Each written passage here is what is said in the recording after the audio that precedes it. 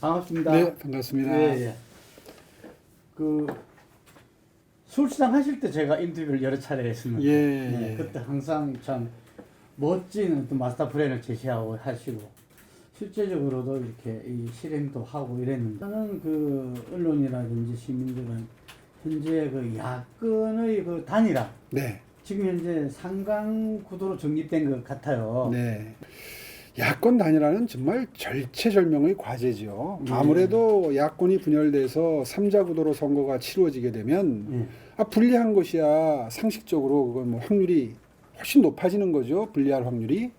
이제 그렇기 때문에 무슨 일이 있어도 야권 단일화를 해야 된다는 생각에 사실 뭐 많은 우파 시민들이나 문재인 정부의 그 실정에 실망하고 계시는 분들은 아마 거의 다 거기에 굉장한 중요성을 부여하고 계실 겁니다.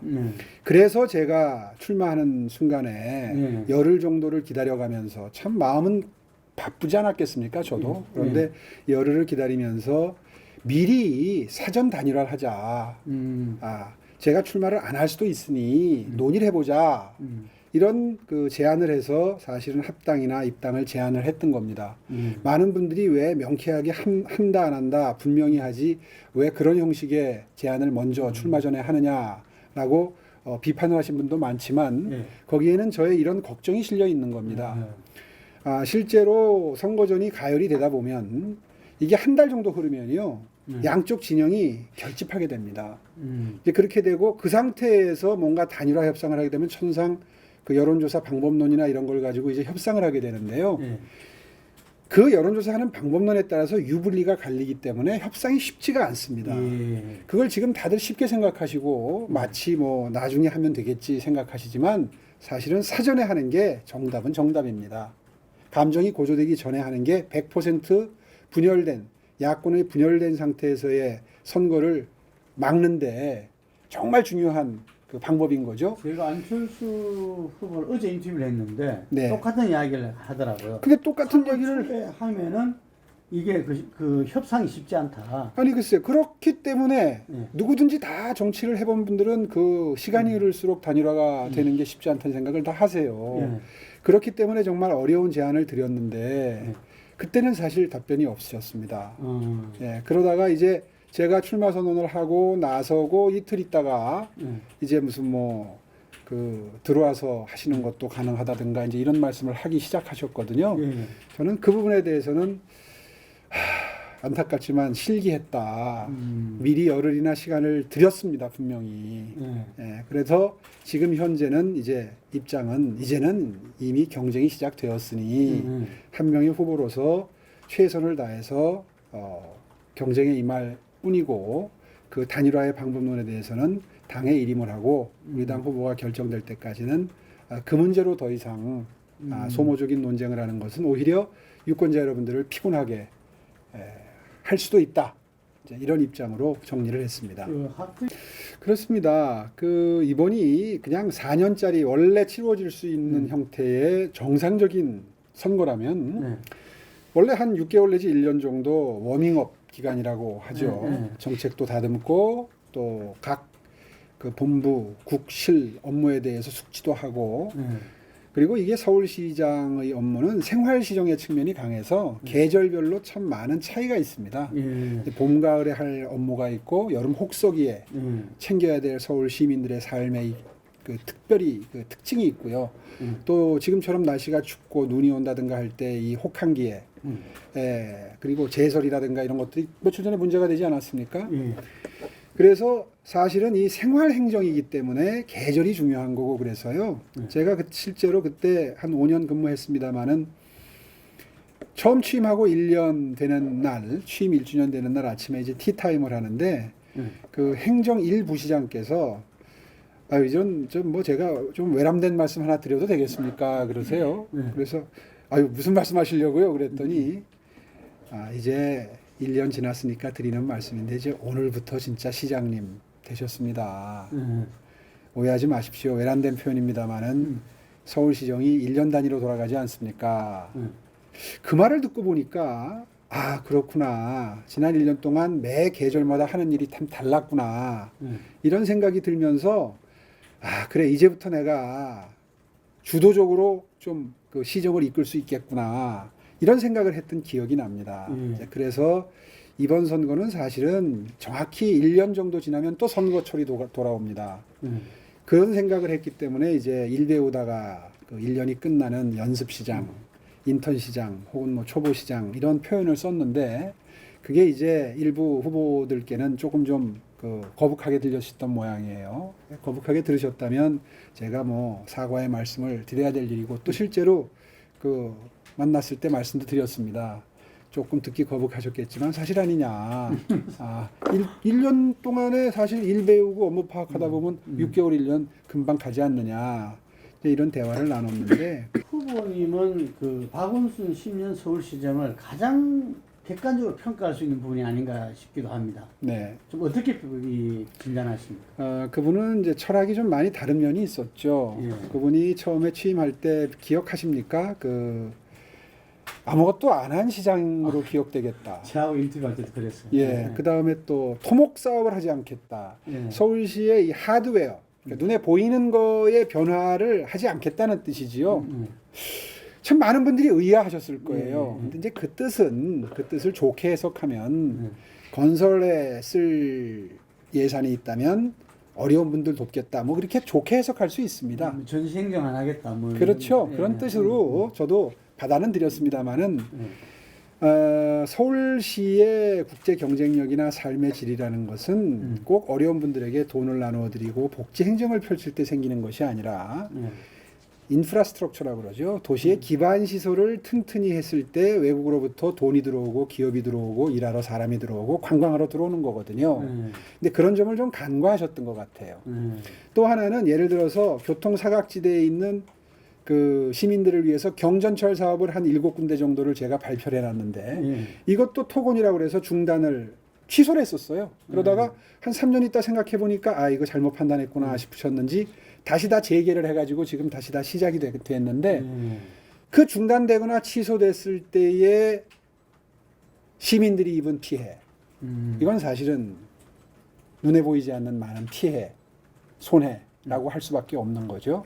이제 그런 의미에서 지나치면 안 좋다.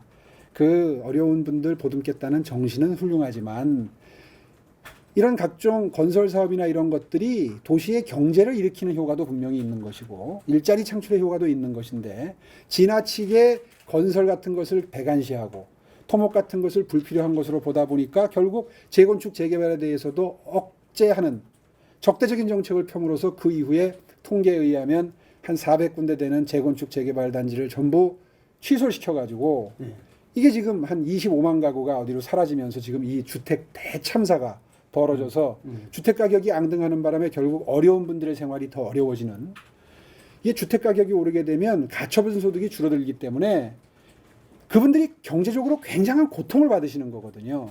그러니까 당초에 그분의 뜻과는 달리 결국은 도시의 경제를 살리는 데도 실패했고 주택을 공급하는 데도 실패했고 어려운 분들의 생활을 보듬는 데도 실패했고 결국은 빈부격차가 더 심해지는 빈부격차는 두 가지 측면에서 심해졌습니다. 자산격차가 심해졌죠. 부동산 가격이 올라갔으니까. 그 다음에 자산격차와 더불어서 수입, 소득의 격차도 또 생겨난 거예요.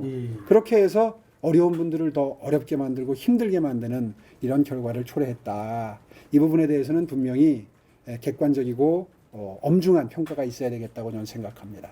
경험이 계시고 한 입장에서 지금 서울 시민한테 내놓을 수 있는 비전과 공약은 골자는 어떤 겁니까? 이게 평상시 국면에 치루어지는 선거 같으면 이제 두 개의 축이 굉장히 중요합니다. 하나는 지금 말씀드린 대로 시민들의 삶을 보듬는 것, 이거 이제 삶의 질이라고 합니다. 그다음에 또 하나는 도시 경쟁력을 올리는 것. 이건 이제 외국인 투자가 들어오고 관광이 들어오고 돈이 들어오고 기업이 들어오고 그렇게 함으로써 일자리가 생기고 국제 경쟁력이 생겨서 수출도 원활해지고 하는 이 경제 측면이 있는 거죠. 이 두 가지가 똑같이 중요한데 지금은 코로나 비상시국입니다. 많은 시민 여러분들이 특히 중소 자영업자들, 중소상공인들 그리고 중소기업에 고용돼 계시는 분들 이런 분들이 그 일자리의 위기, 고용의 위기, 그다음에 이 수입을 그 수입이 감소하는 위기, 뭐 엄청난 위기를 지금 겪고 계시기 때문에 지금 도시경쟁력 강화를 이야기하는 것은 삶의 질을 끌어올리고 한 분 한 분의 경제 생활을 챙기는 것보다 그 중요도에 있어서 조금 좀 후순위에 놓겠다는 겁니다. 물론 도시경쟁력 강화는 게 굉장히 중요합니다. 이게 결국은 생활의 질에도 영향을 미쳐요. 그러나 지금 당장 취임해서 6개월, 1년밖에 일을 못하는 시장으로서는 정말 열심히 챙겨야 되는 것은 바로 우리 서울 시민들의 삶의 질이고 생활의 질이다. 이제 그런 의미에서 모든 공약을 지금 거기에 맞추어서 집중해서 내놓고 있고, 그래서 지켜보셨겠습니다마는 제가 내놨던 1호 공약이 1인 가구 보호 특별대책본부라는 겁니다. 아마 의아하실 거예요. 사회적 취약계층을 기존의 패러다임으로 분류를 하다 보면 주로 이제 뭐 빈곤층, 경제적 취약계층이죠. 그 다음에 장애인, 뭐 어르신, 그 다음에 우리 어린아이들, 아동, 그 다음에 여성, 이런 분들을 이제 사회적 약자로서 좀 더 배려하고 보호해야 된다. 이제 이런 게 이제 국제적으로 상식인데 왜 1인 가구 얘기를 하느냐. 제가 서울시장으로 5년 근무하면서 서울형 그물망 복지라고 하는 것을 시행했던 것을 많은 분들이 기억하고 계실 겁니다. 실제로 제가 뭐 전임시장이 안 했던 디자인을 했기 때문에 디자인 시장이다 이렇게 기억하시는 분들도 계시고 아까도 그 질문을 하셨는데요. 실제로는 서울형 그물망 복지라는 게 굉장히 각광받았고 그리고 성과도 좋았던 그런 체계화된 그리고 새로 시도되는 복지 정책들이 많았습니다. 예를 들면 그 수십 가지 정책 중에 희망 플러스 통장이라는 게 있습니다. 어려운 청년들 일하는 만큼 저축하는 만큼 거기에 더 해드리는 겁니다. 그 더 해드리는 것도 예산만으로 하는 게 아니라 세금으로 조성된 예산만으로 하는 게 아니라 예산으로 절반, 그 다음에 독지가들의 기부로 절반 해가지고 예를 들면 월 열심히 일해서 10만 원씩 저축을 한다. 그러면 서울시에서 10만 원씩 더 해드리는데 그러니까 이율 100%의 통장이 되는 거죠. 그런데 그 재원은 세금이 절반, 그러니까 예산이 절반, 기부금이 절반 이렇게 설계를 해서 했는데 이게 굉장히 좋은 정책이다. 국제적으로도 주목을 받고 중앙정부에 의해서도 채택이 돼서 그 이후에 중앙정부가 지금 3번이 바뀌었는데 지금까지 계속 확산되고 있습니다. 그래서 제가 시작했던 것은 희망 플러스 통장인데 지금은 희망 키움 통장이라는 이름으로 전국적으로 확대 시행되고 있습니다.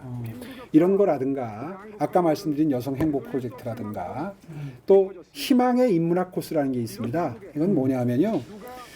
노숙인들이 줄질 않습니다. 한겨울에도 이 한파 속에서 밖에서 주무세요. 그런 분들에게 사실은 그 정신적인 양식을 드리는 게 훨씬 더 중요하다고 해서 희망의 인문학 코스라는 거를 시작을 했는데 아마 여러분들 그냥 막연히 짐작하시면 아유 그분들이 강의하는데 뭐 절반이나 참석했겠나 지속 가능했겠나 이런 생각을 하시겠지만 무려 출석률이 80%에 이르렀었습니다. 서울시내 5개 대학, 그러니까 시립대학, 성공회 대학, 지금 제 기억에 경희대학 이렇게 5군데 위탁을 줘서 한 기수당 수천 명씩 배출을 했는데요. 수료율이 80% 정도 되고 졸업식 날은 일부러 학사 가운을 입힙니다. 그러니까 이분들께 자부심, 자존감을 드리는 거죠. 이렇게 해서 정말 어떤 역대 정부, 지방 정부도 시도해보지 못했던 정말 그 보람 있는 이런 정책을 펼쳐서 그분들의 삶을 완전히 바꿔놓는 이런 정책을 했었는데 이런 것들이 이제 서울형 그물망 복지 중에 대표적인 정책입니다. 뭐 수십 가지가 있는데 다 설명드릴 수는 없고요. 왜 이걸 이렇게 2가지를 설명을 드리냐 하면 사실은 이런 정책들이 지금 이 어려운 코로나 상황에서는 정말 그 필요한 접근법인데 지금 너무 모든 후보들이 뭐 부동산, 주택 뭐 몇 가구 공급하겠다. 예, 뭐 안철수 후보 같은 경우에는 지금 74만 가구를 공급하겠다고 해요. 그런데 한번 생각해 보십시오. 서울에 380만 가구입니다. 지금 뭐 수십 년 동안 380만 가구가 쓰이는 집이 지어졌는데 5년 임기의 시장이 그것도 재선될지 불투명한 시장이 5년 동안 하겠다고 하면서 74만 가구 이상 공급하겠다고 하는 게 이게 계산상 이게 비교해 보시면은 좀 쉽게 납득이 안 가시죠. 그러니까 깊이 있게 정말 고민하고 실현 가능성을 고민하셨나 하는 그 회의가 드는 정책임에 분명합니다. 실제로 모든 후보들이 다 뭐 나는 50만 가구다, 몇십만 가구다 이렇게 얘기를 하는데요. 아니 뭐 목표를 세우고 말로 하는 거야 100만 가구들 불가능하겠습니까? 그런데 실제로 누가 가장 속도감 있게 빠른 시일 내에 많은 분량을 공급할 수 있느냐가 사실 부동산 정책에는 지금 당장 필요한 서울시장의 정책으로서는 가장 필요한 거거든요. 그 방법론을 저는 지금 내놓기 시작했습니다. 그래서 사흘 전에 2호 공약으로 스피드주택 1탄이라는 제목으로 어떻게 하면 빨리 민간이 건축시장으로 몰려들어서 이 기회에 돈을 벌자. 결국 돈 벌도록 해주는 게 그 사람들을 움직이는 유인입니다. 인센티브죠. 그래서 예를 들어 설명하면 이런 정책을 발표했죠. 2종 일반 주거지역의 7층 높이 규제를 없애겠다. 그러니까 이게 많은 분들이 그 뜻을 아니 이게 너무 숫자도 나오고 잘 모르니까 이게 무슨 뭐 주택 공급 정책에 대단한 획기적인 뭐가 되겠느냐 이렇게 해서 사실은 기사가 그렇게 크지 않았어요. 그런데 사실 들여다보면 몇종 이름 잘 모르거든요. 그렇죠. 잘 모르세요. 그런데 2종 일반 주거지역의 7층 규제라고 하는 것이 서울 시내 전체에 분포되어 있습니다. 제가 지도도 같이 발표를 했는데 그 지도를 보면 서울 시내 전체에 그 왜 호두를 보면은 호두 알 내용을 하면 이렇게 좀 하면서 이 저 그 알맹이가 이렇게 넓게 분포되어 있는 것처럼 그 그림을 한번 보십시오 나중에. 보도자료와 함께 배포를 했는데요. 서울 시내 전역에 고르게 분포되어 있습니다. 수백 개 동에 분포가 되어 있어요. 그 지역의 2층 일반 주거지역의 7층 규제만 없애도요. 집을 지어서 돈을 벌고자 하는 사람들이 순식간에 그 사업에 몰려드는 굉장히 강력한 인센티브가 됩니다. 왜냐하면 몇 개 집을 모아서 예를 들어서 한 100평, 200평 이렇게 모아가지고 소규모 다세대 다가구 주택을 짓는다. 혹은 뭐 좀 더 넓은 면적을 모아가지고 우리 동네에는 아파트를 하나 올리겠다 할 때도 이 규제가 있으면 다세대 다가구의 경우에는 7층, 그 다음에 아파트의 경우에 높아봐야 15층 이런 규제가 됩니다. 이렇게 되면 경제성이 안 나오기 때문에 검토하다 다 덮어버리는 거예요. 그런데 그런 사업을 추진하는 분들이 시청에 가서 인허가를 받으려고 제출을 하면 7층까지밖에 못 짓는다 이런 얘기를 듣습니다. 그러면 이제 이분들 답답하니까 도대체 7층까지 규제하는 이유가 뭐냐? 그런 건 서울시의 내부 지침입니다. 이래요. 법에도 없고 사실 그 각 용도 지역이 있습니다. 전용 주거 지역, 일반 주거 지역, 뭐 준주거 지역, 상업 지역, 중공업 지역 있지 않습니까? 각 지역별로 뭐 500%, 300%, 200%, 250% 제한이 있는데 실제로 서울시가 그 찾아 먹을 수 있는 그 퍼센테이지를 임의로 제한을 해놨어요. 그래서 법보다도 시행령이 더 낮고 시행령보다 시행 규칙이 더 낮습니다. 이거를 서울시가 이걸 소위 말해서 이제 서랍속 규제라고 하는데 법령보다도 더 낮게 내부 지침으로 막아놨어요. 그러니까 이분들이 이제 민원을 들고 가서 이렇게 짓고 싶습니다 하면 안 됩니다. 7층까지밖에. 아이고 이거 10층은 지어야지 경제성이 나오는데요. 10층까지 짓게 해주면 당장 지을 건데. 근데 안 됩니다. 왜 7층 규제입니까? 경관 규제라는 게 있습니다. 그 어디 법에 근거가 있습니까? 없습니다. 이건 서울시의 지침입니다. 서울시의 지침일 뿐이에요. 저기 성수동이라고 성동구에 가면 35층 또 높이 규제가 있습니다. 이건 또 한강변 경관관리 계획의 내용입니다. 그 옆에 갤러리아 포레나 무슨 뭐 이 새로 지어진 무슨 뭐 저 아파트가 지금 40 몇 층짜리가 이미 올라가 있어요. 그런데 왜 35층 이상 못 짓게 하니까 일을 하다가 다 중단돼 버린 겁니다. 수익성이 떨어지니까요. 이런 높이 규제들만 풀어도 돈 벌려고 하는 사업하는 사람들이 민간 시장이 다시 말해서 시장이 움직입니다. 이렇게 해서 임기 중에 빨리 주택 시장이 활성화될 수 있도록 하는 데 초점을 맡은 정책을 앞으로 계속 내겠습니다. 이렇게 함으로써 민간의 경제 활력을 이용해서 집을 짓게 하면 건설 시장이 살아나기 때문에 서울 경제가 좋아지겠죠. 아무래도 이 불경기에 그런 분들이 빨리 건설 사업에 뛰어들어야 일자리가 생기지 않겠습니까? 예, 그렇게 하면서 빠른 속도로 속도감 있게 필요로 되는 주택이 공급될 수 있도록 하는 것. 이 촉발 장치가 무엇이냐? 라는 것에 중점을 맞추어서 저는 몇십만 가구 공급하겠다 여기에 초점을 맞추는 게 아니라 어떻게 빨리 민간 시장이 움직일 수 있도록 하겠다라는 관점에서 완전히 차별화된 주택 정책을 지금 내놓고 있는 겁니다. 그 각 후보들이 현재 코로나에서 가장 직격탄을 맞고 있는 소상공인 자영업자층에 대해서 시장이 되면 어떻게 하겠다 뭐 이런 이야기들 많이 하고 있어요. 네. 거기에 대해서는 공약은 아직 안 나왔습니다. 그거 중요하죠. 네. 예, 뭐 이제 출마 선언을 한 지 얼마 안 됐으니까 보따리를 다 풀기가 사실은 조심스럽습니다. 왜냐하면 정작 중요한 민주당의 박영선 후보는 이제 장관직 사퇴한다고 하루 전에 예. 분명히 하셨거든요. 예.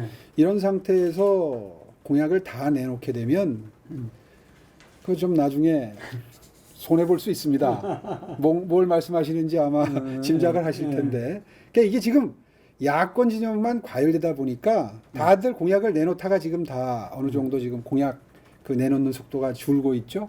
아마 다 비슷한 고민을 하고 있을 겁니다. 그래서 다 내놓지는 않았고요.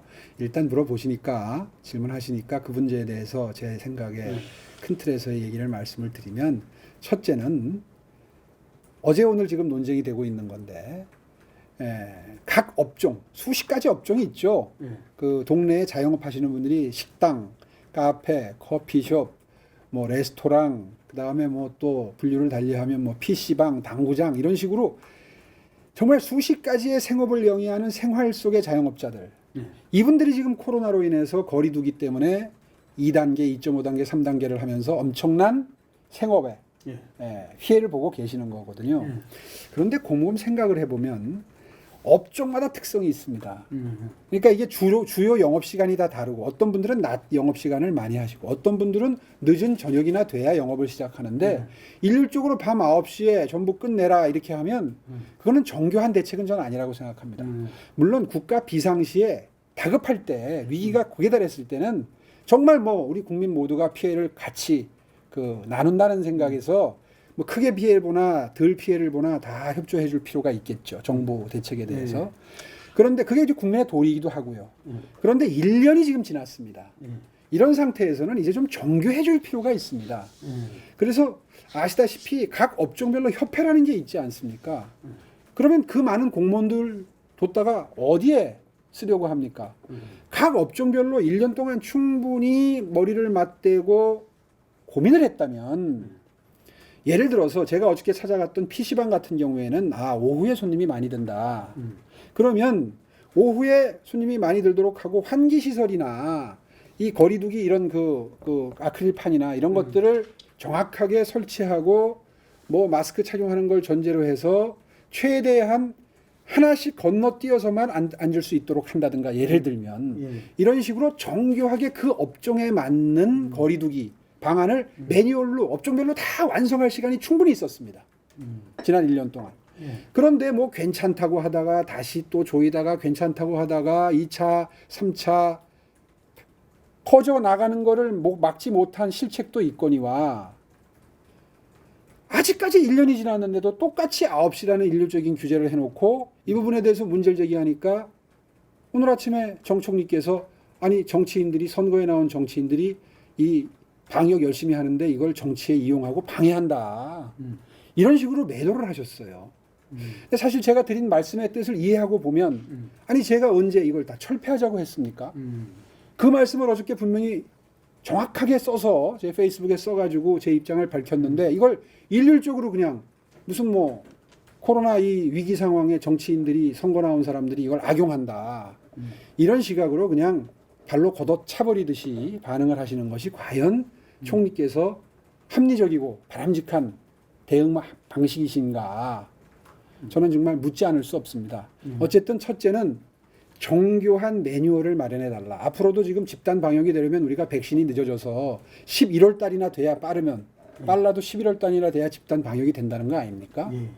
그러면 국민께 사죄하고 우리가 늦었습니다. 솔직하게 인정하고 고통을 앞으로도 1년 가까이 함께 감수를 해야 되니 이 업종별로 이런 걸 마련하겠습니다. 이렇게 발표하는 게 저는 도리라고 생각합니다. 두 번째는 제가 시장이 되면 코로나 직격탄을 맞은 피해 업종을 중점적으로 지원하는 방법으로 서울신용보증재단이라고 하는 서울시의 산하단체를 최대한 활용하겠습니다.